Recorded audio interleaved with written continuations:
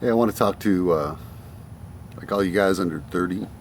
If you could just like chill for a little bit and just hang out and give me like 10 minutes. I just want to kind of run through a few things that maybe they forgot to teach you at school, or forgot to tell you, or somebody just didn't, go through it.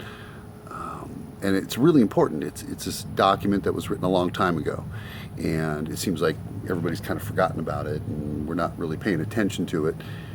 So I think we got to run through it a little bit. You know what I mean? So just give me like 10 minutes, all right? It's the Bill of Rights, the first 10 amendments of the Constitution, all right? The Bill of Rights. These are rights that were given to us a long time ago.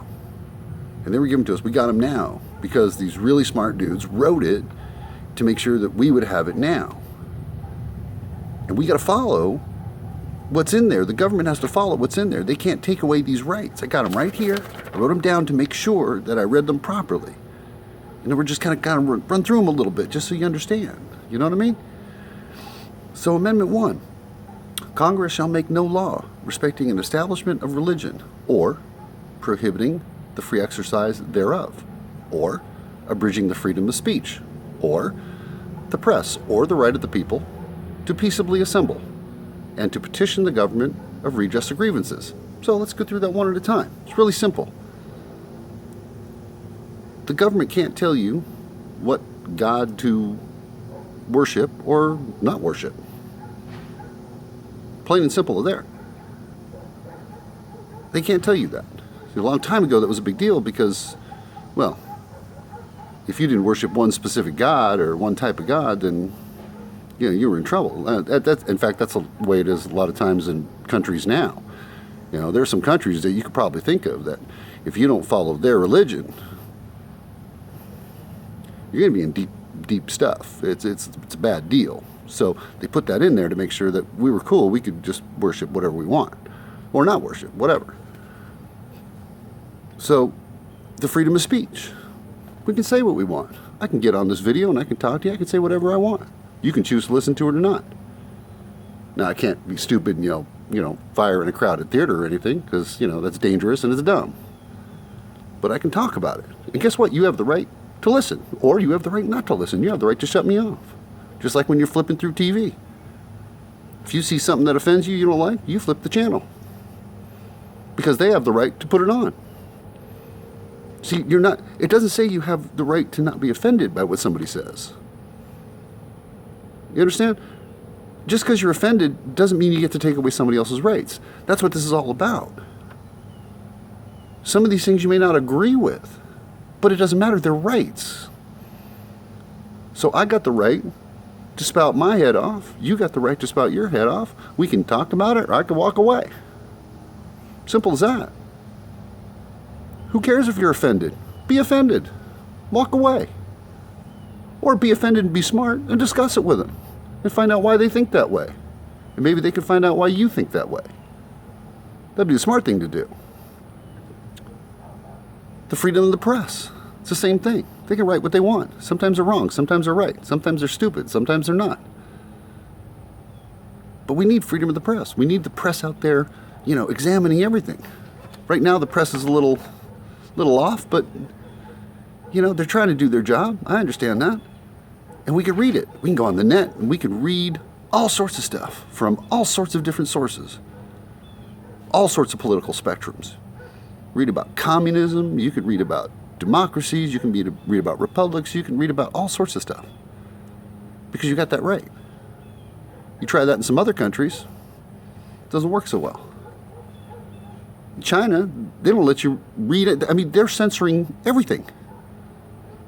They actually have a department in China that governs what the people can see on the internet. But see, our Constitution, our first 10 amendments, our Bill of Rights, protect us from that. Government can't do that, as much as they'd like to sometime. Then you got the freedom of peaceable assembly. So you can get together a group of your buds, hang out on the street, and just talk about stuff. That's cool. And you think that seems like really minor. Well, sure, we can get together with a bunch of buds and talk about stuff. But in some countries you couldn't. And, long ago you couldn't either, because that was a threat to the government. If you talk too much and you start talking about stuff, you might be a threat to the government. That's not good, see? They didn't like that. But we got that right.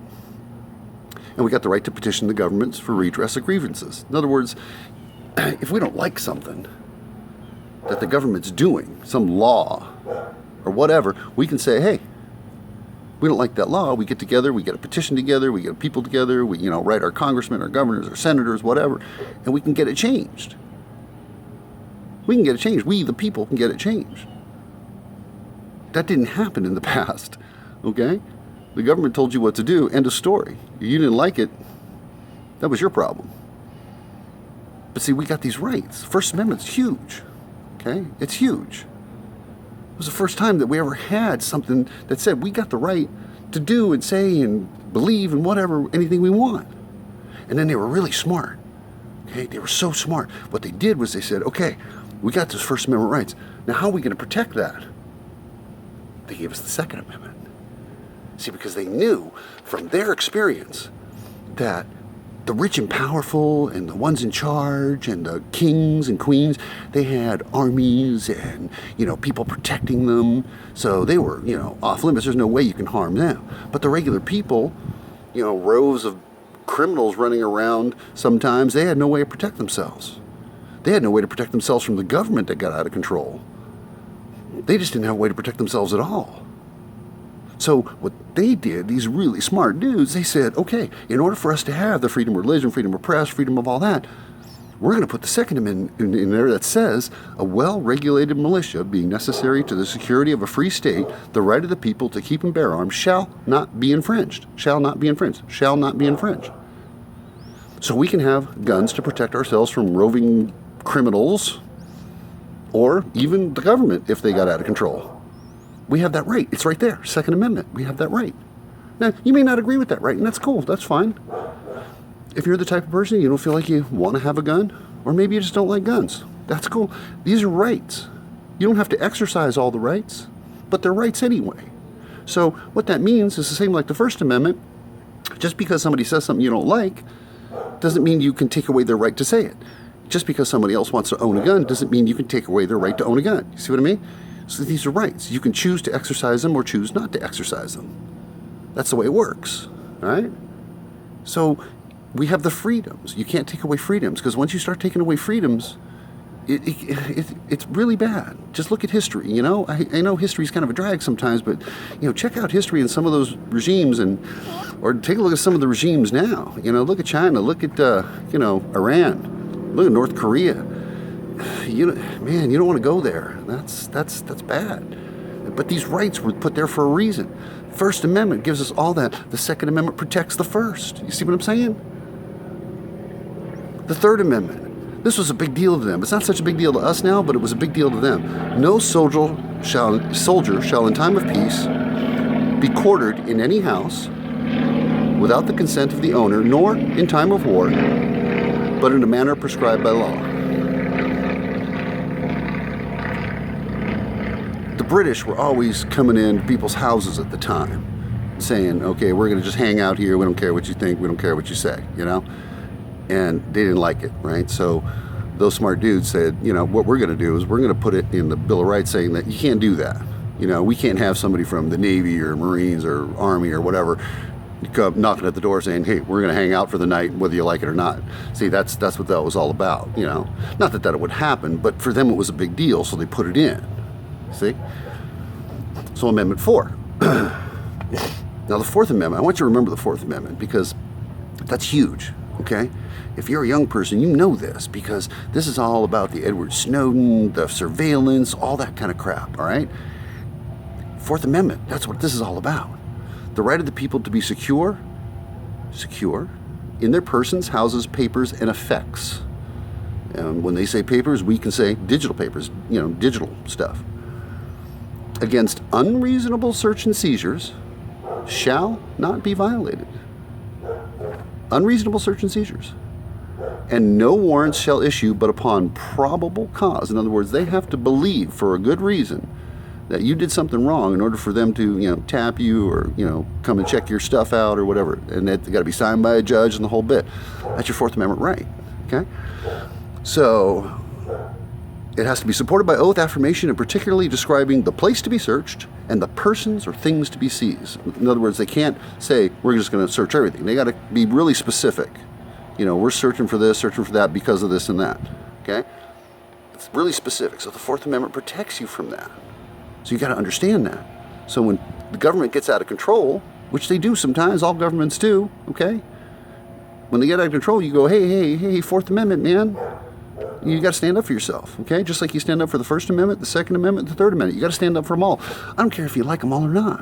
It doesn't matter. You got to be equal here. If you're going to stand up for one, you stand up for them all. Okay? Because I hear people saying, oh, well, you know, in the Second Amendment, you know, during that time, you know, they had, you know, flintlock guns and they only can shoot one and yada, yada, yada. Well, okay. Fine, then take that all the way through. If you think the Second Amendment isn't valid, then the First Amendment isn't valid, because back then they didn't have TV, they didn't have internet, they didn't have radio. So what, we just tossed the First Amendment away too? Because, what do you think, those guys weren't smart enough? They didn't think technology would change? They didn't say anything about unless technology changed. They said you have the right to free speech.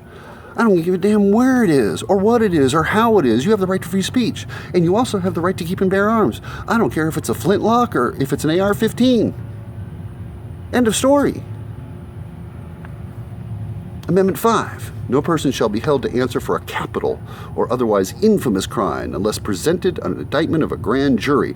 In other words, this one goes on. This one's kind of long. But all that means is if you have some really, really bad crime, they got to get a grand jury together with a bunch of people and decide if, in fact, it is the right thing to do to take you to trial. They can't, it's not just one person going, okay, boom, let's bring them to trial. They got to have a grand jury decide that.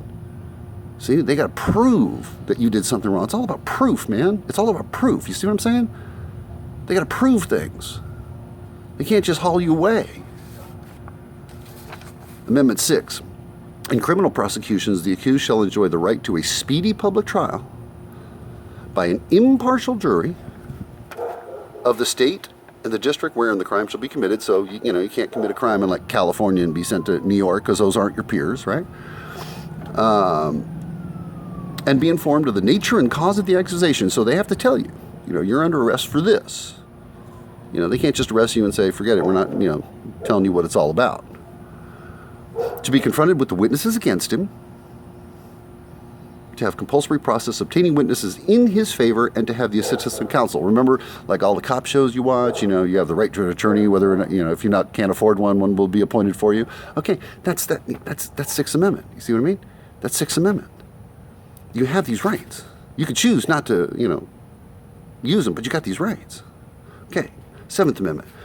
In suits at common law where the value of controversy shall exceed $20, the right of the jury, trial by jury, shall be preserved, and no fact tried by jury shall otherwise be re-examined in any court in the United States and according to the rules of the common law. Again, jury trials, the right to jury trials. Now, you can waive that right. You could say, no, Your Honor, I don't want to have a jury trial. I just want you to decide. Well, that's up to you, but, trial by peers is probably a better idea, unless you think you got a really lenient judge or something. Amendment 8. Excessive bail shall not be required, nor excessive fines imposed, nor cruel and unusual punishment. So they can't put you in the rack in the public square and whip you to, till you're beaten to a pulp. And, they can't do stuff like that, right? No cruel and unusual punishment, no unusual bail. So you can't get pulled over for having, 10 parking tickets unpaid, and then they haul you off to jail and say, hey, you got $1 million fine. No, that's cruel. Yeah, it's excessive bail, right? You can't do that. Everything's got to be the way it should be. That's your Eighth Amendment. Okay, that's right there. Eighth Amendment. You have that right. Hopefully you don't have to use it, but you've got that right. Ninth Amendment. The enumeration of the Constitution of certain rights shall not be construed or denied to disparage others retained by the people. You know what this means? This is so cool. You know what that means?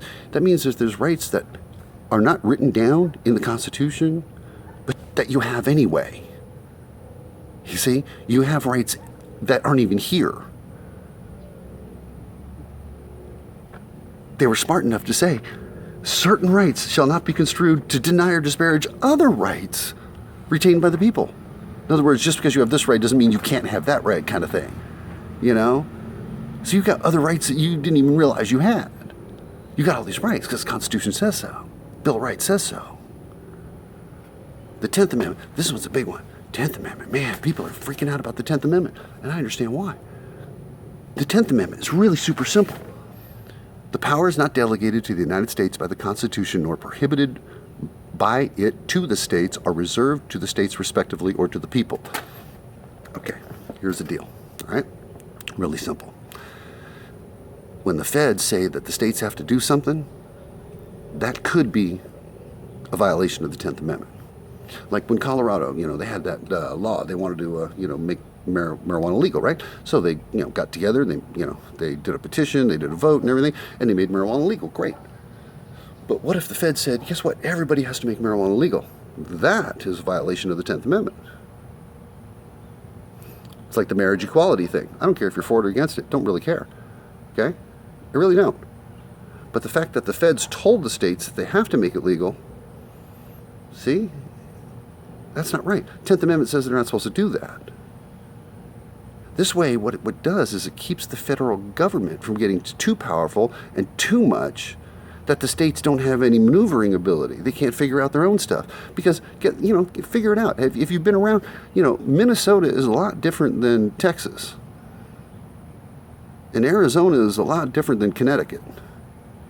That's the reason the 10th Amendment was there, because they knew all the states were going to have some different rules because the people were different, the area is different, the climate's different, all this stuff is different, right? You can't have the feds just shoving stuff down our throat.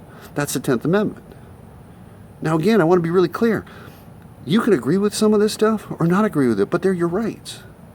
And you're not allowed to take anyone else's rights away.